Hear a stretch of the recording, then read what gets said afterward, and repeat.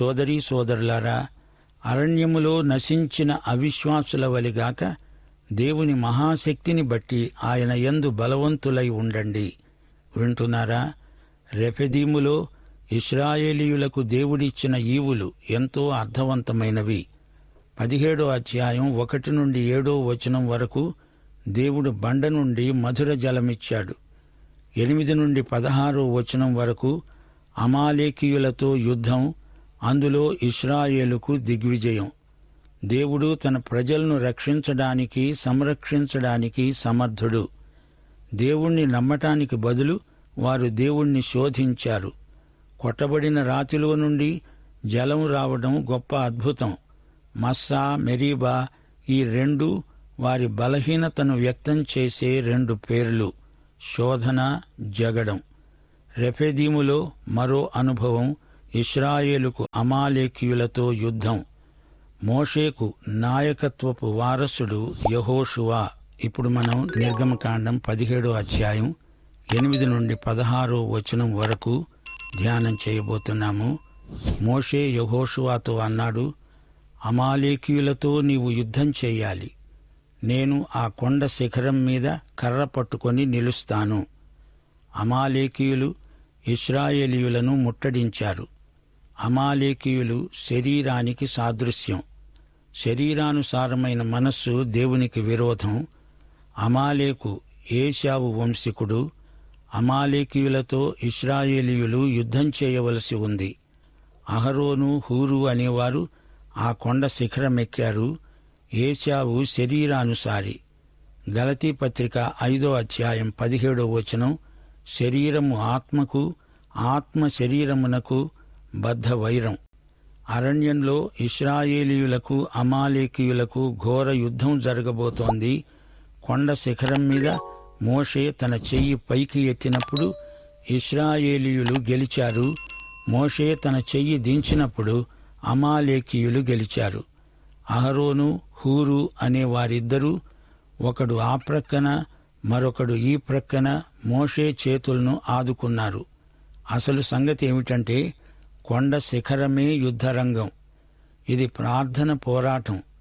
ఈ యుద్ధం మోషే చేసిన ప్రార్థన మీద ఆధారపడి ఉంది. జయాపజయాలకు మోషే ప్రార్థన హస్తాలు సంకేతం. మనకు కూడా శరీరం మీద విజయం కలగాలంటే పరిశుద్ధాత్మ సహాయమెంతో అవసరం. ప్రార్థన హస్తాలు పైకి ఎత్తబడి ఉండాలి, లేకపోతే అమాలేకుకు జయం.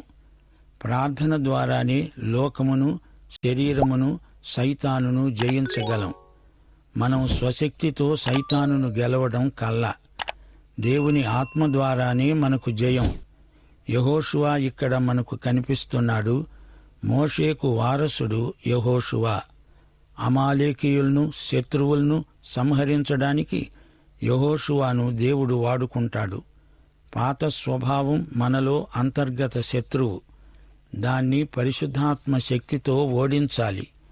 మనకు రూపాంతర అనుభవం కావాలి. పాతది గతించి కొత్తది అవ్వాలి. అమాలేకు నశించాలి. దేవుని ప్రజలదే, దేవునిదే జయం, విజయం, దిగ్విజయం. విజయసూచకమైన బలిపీఠం నిర్మించాడు మోషే. యెహోవా నిస్సీ అని దానికి పేరు. దేవుడు అమాలేకును నాశనం చేస్తాడు, అనగా మన పాత రోత స్వభావాన్ని పూర్తిగా లయం చేస్తాడు.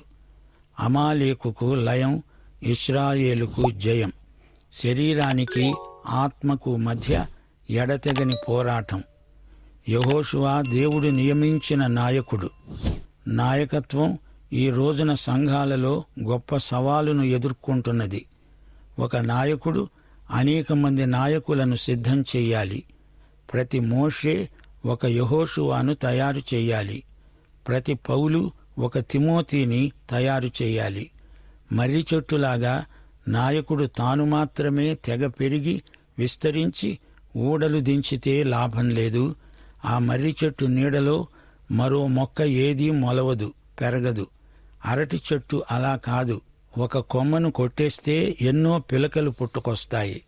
సంఖ్యాకాండం 27వ అధ్యాయం 15 నుండి 21వ వచనం వరకు మోషే యెహోషువాను దేవునికి సమర్పించాడు. దేవుడు నూను కుమారుడైన యెహోషువాను ఆమోదించాడు.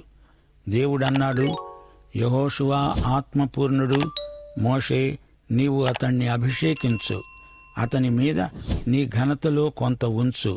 దేవుడు యెహోషువాను ఎంతో బలంగా వాడుకున్నాడు. నిర్గమకాండం గ్రంథంలో యెహోషువా వహించిన పాత్ర కీలకమైనది. ఇశ్రాయేలు సైన్యానికి యెహోషువా ప్రధాన సేనాపతి. మోషే కొండమీద ధర్మశాస్త్రాన్ని దేవుని నుండి స్వీకరించినప్పుడు యెహోషువా మాత్రమే మోషేతో ఉన్నాడు. యెహోషువా, కాలేబు వాగ్దత్త భూమికి పంపబడిన వేగుల వారిలో ప్రముఖ వ్యక్తులు. మోషేతో పనిచేయడమే అతని శిక్షణ, యోగ్యత. యెహోషువాకు మంచి నాయకుడు మోషే, మోషేకు మంచి శిష్యుడు యెహోషువా. వీరిద్దరూ దేవునికి దొరికారు. ఎంత మేలు కలయిక! యెహోషువా దేవుడు వాడుకొన్న గొప్ప సేనాపతి. ఈ రోజున మనకు యెహోషువా వంటి నాయకులు కావాలి. నేటి సంఘ యువతకు మోషే, యెహోషువా లాంటి నాయకత్వపు మాదిరి కావాలి. నూను కుమారుడైన యెహోషువా, కాలేబు, మిర్యాము, అహరోను ఇతని సమకాలీనులు. హెబ్రీ పత్రిక 4వ అధ్యాయం 8వ వచనం, యెహోషువా వారికి విశ్రాంతి కలుగచేసిన ఎడల ఆ తరువాత మరొక దినమును గూర్చి ఆయన చెప్పకపోయేవాడే. అనగా యెహోషువా రాబోయే విశ్రాంతి దినమును ప్రకటించాడు. ఆ విశ్రాంతి క్రీస్తునే సూచిస్తుంది. యేసుక్రీస్తు యెహోషువా కంటే శ్రేష్ఠుడు. శ్రోతలు వింటున్నారా? అమాలేకు ఏశావు మనవడు. ఇతని సంతతి వారు మృత సముద్ర తీరాన నివాసమేర్పరచుకొన్న సంచారక ముఠాలు. వీరి వృత్తి దారి దోపిడి. మనుషులను చంపడం వీరికి సరదా. అమాలేకీయుడు అంటే శాపగ్రస్తుడు అనే అర్థం స్థిరపడిపోయింది. దేవుని సహాయంతో ఇశ్రాయేలీయులు అమాలేకీయులను జయించగలిగారు. ఇశ్రాయేలీయుల గెలుపు దేవుని గెలుపే. అహరోను, హూరు, మోషే ప్రార్థన హస్తాలను ఎత్తిపట్టుకున్నారు. సోదరీ సోదరులారా, మీ నాయకులను మీరు ప్రార్థనలో ఎత్తిపట్టుకోండి. వారి బాధ్యతలను పంచుకోండి. వారిని ప్రోత్సహించండి. రెఫెదీము యుద్ధం ఇశ్రాయేలుకు గొప్ప సవాలుగా పరిణమించింది. అమాలేకీయులు నిర్దేవులు. యెహోవా దేవుని కర్ర మోషే చేతిలో ఉంది. అది విజయ చిహ్నం. హూరు ఎవరు? ఇతడు కాలేబు కుమారుడు. మోషే, అహరోనులతో పనిచేసినవాడు. హూరు మోషే, అహరోనులకు బావమరిది అవుతాడు. హూరు మిర్యామును పెళ్లాడాడు. ఈ విధంగా వీరికి బంధుత్వం కలిసింది. యెహోషువా తన ప్రజలను వాగ్దత్త భూమికి నడిపించినట్లు యేసుక్రీస్తు మనల్ని పరలోకానికి, అనగా పరమకానానుకు నడిపిస్తాడు. శ్రోతలు, యెహోవా నిస్సీ అనే పేరు ఈ అధ్యాయంలో విన్నాము. దీనికి అర్థం యెహోవా ధ్వజం, అనగా ఇది యుద్ధ ధ్వజం. ఎఫెసీ పత్రిక 6వ అధ్యాయంలో ఆధ్యాత్మిక యుద్ధవీరుడు ధరించుకోవాల్సిన సర్వాంగ కవచంలో 6 విభాగాలున్నాయి. సత్యమనే దట్టి, నీతి అనే మైమరువు, సమాధాన సువార్త వలననైన సిద్ధమనస్సు అనే జోడు, విశ్వాసమనే డాలు, రక్షణ అనే శిరస్త్రాణం, దేవుని వాక్యమనే ఆత్మ ఖడ్గం. సైతానును ఆత్మ ఖడ్గంతో జయించాలి, సంహరించాలి. ప్రియ శ్రోతలు, అమాలేకీయులు అనే అంతర్గత శత్రువులను సంహరించండి. యెహోవా నిస్సీ. హూరు, అహరోను ఇద్దరూ మోషే ప్రార్థన హస్తాలను ఎత్తిపట్టుకున్నారు. అమాలేకీయులను, అనగా శత్రుశేషాన్ని పూర్తిగా నిర్మూలం చేసినవాడు దావీదు. 1 సమూయేలు 30వ అధ్యాయం. ఇశ్రాయేలు విజయానికి సూచనగా మోషే యెహోవా నిస్సీ అనే బలిపీఠం నిర్మించాడు. ప్రియశ్రోతలు, రెఫెదీములో ఇశ్రాయేలీయులకు మరో పరీక్ష, మరో శత్రువు. ఏశావు, యాకోబుల మధ్య వైరం చరిత్రలో పునరావృతమైంది. ఇశ్రాయేలుకు అమాలేకీయులకు మధ్య యుద్ధం, రెఫెదీములో మరో అభయ వాగ్దానం. జీవిత పోరాటంలో యెహోవా నిస్సీ, దేవుడే మన విజయ పతాకం.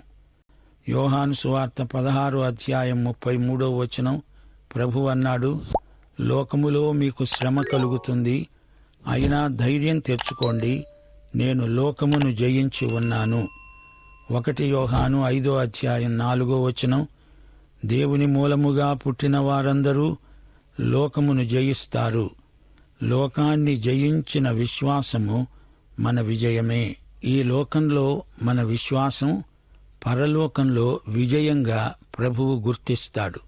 అందుకే 7 సంఘాలకు రాసిన ఉత్తరాల్లో యేసు ప్రభువు జయించువానికి బహుమానము అన్నాడు.